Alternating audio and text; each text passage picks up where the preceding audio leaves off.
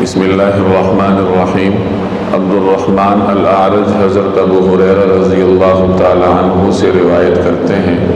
کہ نبی کریم صلی اللہ علیہ وسلم نے ارشاد فرمایا، جس کا مفہوم یہ ہے کہ جو شخص وسعت رکھنے کے باوجود قربانی نہ کرے تو وہ ہماری عیدگاہ کے قریب نہ آئے۔ یہ سنن ابن ماجہ کی روایت ہے۔ 10 ذی الحج کو اللہ کی رضا کے لیے جانور ذبح کرنے کو قربانی کہا جاتا ہے۔ یہ سیدنا ابراہیم علیہ السلام کی سنت ہے۔ رسول اللہ صلی اللہ علیہ وسلم نے بھی بڑے اہتمام کے ساتھ اس پر عمل فرمایا۔ چنانچہ حضرت ابن عمر رضی اللہ تعالی عنہما کی روایت ہے سنن ترمذی میں کہ نبی کریم صلی اللہ علیہ وسلم مدینہ منورہ میں 10 سال تک تشریف فرما رہے اور ہر سال آپ صلی اللہ علیہ وسلم قربانی فرمایا کرتے تھے۔ آج جو ہم نے روایت پڑھی اس میں وسعت رکھنے کے باوجود اگر کوئی شخص قربانی نہ کرے تو اس کے بارے میں فرمایا گیا کہ وہ ہماری عیدگاہ کے قریب بھی نہ آئے، چونکہ آپ صلی اللہ علیہ وسلم نے ہمیشہ قربانی کی ہے اور قربانی نہ کرنے والے پر آپ صلی اللہ علیہ وسلم نے اس روایت میں وعید بیان فرمائی ہے۔ اس لیے علماء کرام نے صاحب حیثیت آدمی کے لیے قربانی کو واجب قرار دیا ہے۔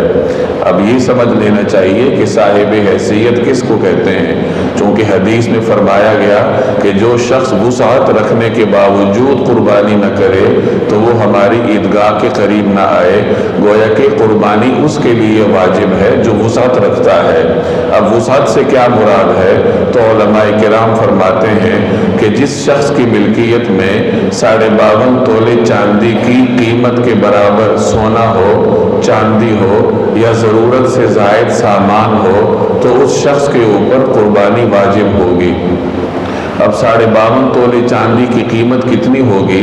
اس میں جس شخص نے مسئلہ معلوم کرنا ہو تو اسے چاہیے کہ اپنے علاقے میں خود تحقیق کر لے کہ چاندی کی قیمت کیا ہے۔ اگر آج کل کی قیمت 52.5 تولے چاندی کی 80,000 فرض کی جائے تو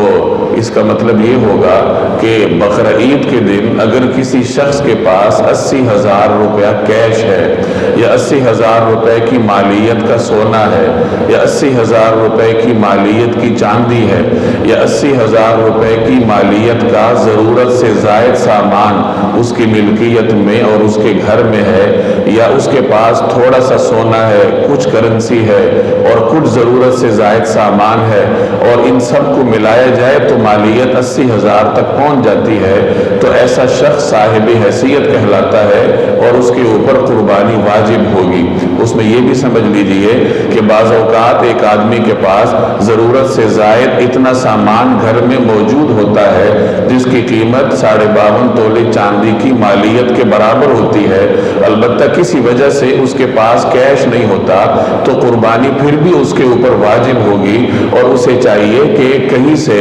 نقدی کا بندوبست کرے اور اپنے لیے قربانی کا انتظام کرے۔ تو کوشش کرنی چاہیے کہ قربانی سے جان نہ چھڑائی جائے، بلکہ کوشش کی جائے کہ